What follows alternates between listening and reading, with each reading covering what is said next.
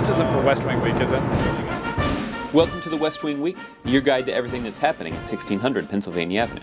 But first, a brief message from the Vice President of the United States, Joe Biden.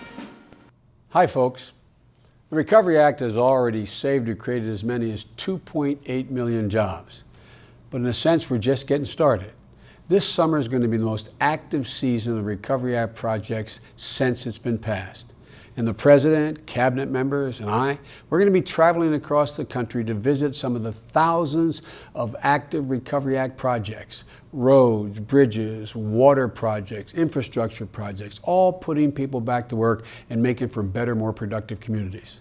So check it out. Check it out at the whitehouse.gov/recovery. This week, June 11th to June 17th, or Gator-cade.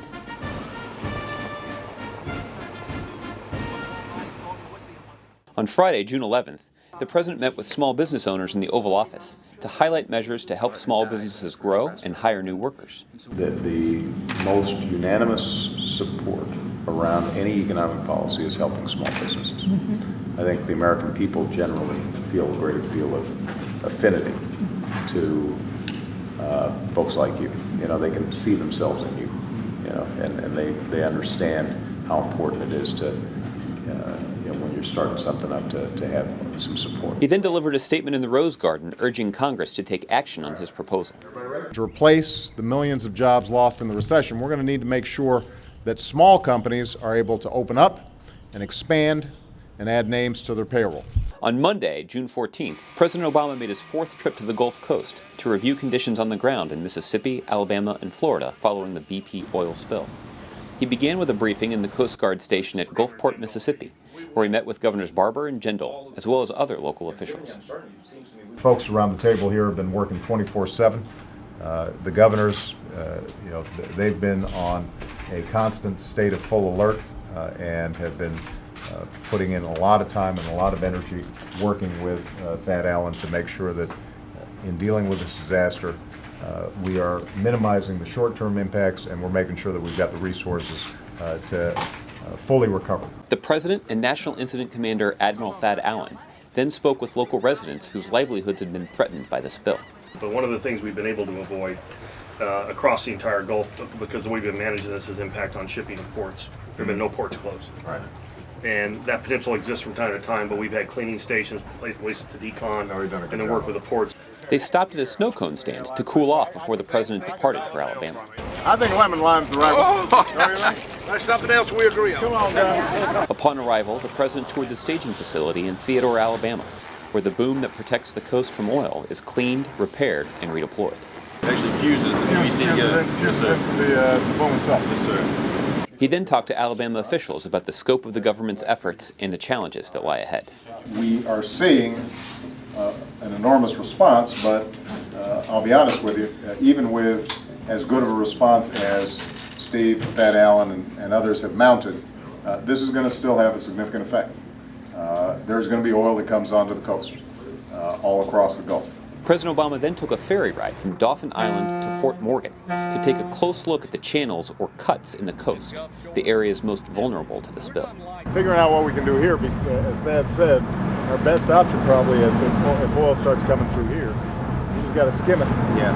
You got to have a lot of skimmers, and you just got to try to get, Try to hit it all. Afterward, the President ended a busy day with dinner at Tacky Jack's restaurant in Orange Beach, Alabama, surprising patrons and taking the opportunity to speak with Mayor Kennan about what can be done to protect the shore. But we've got it triple boomed, and we shut down boat traffic everywhere down this way, so it has really helped keep the oil within the confines of the pass. On Tuesday morning, June 15th, the President and Florida Governor Charlie Crist visited the unblemished beaches of Gulf Breeze, Florida, before holding a meeting with local officials at the Fish Sandwich Snack Bar. There are risks involved in that, and it would make sense for us to have a more comprehensive energy strategy that focuses on clean energy. That's going to be a major debate, because it's hard. It requires us to change our patterns of living and our economy in ways that we've been putting off for the last 50 years, as long as you and I have been around. Our economy is built on cheap gas and readily accessible gas. Before heading back to Washington, D.C., President Obama visited our servicemen and women stationed at Pensacola Naval Air Station to to thank them for their help in the effort to contain and control the BP oil spill. Here at Naval Air Station, Pensacola, you've been one of the major staging areas. You've helped to support the response effort. And I thank you for that. And I know the people of Pensacola thank you for that. And all along the Gulf Coast, our men and women in uniform, active, guard, and reserve from across the country are stepping up and helping out. That night, the President addressed the nation from the Oval Office about the strategy to deal with the immediate effects of the BP oil spill and to lay out the longer-term strategy to restore the Gulf Coast. Make no mistake, we will fight this spill with everything we've got for as long as it takes. We will make BP pay for the damage their company has caused. And we will do whatever is necessary to help the Gulf Coast and its people recover from this tragedy.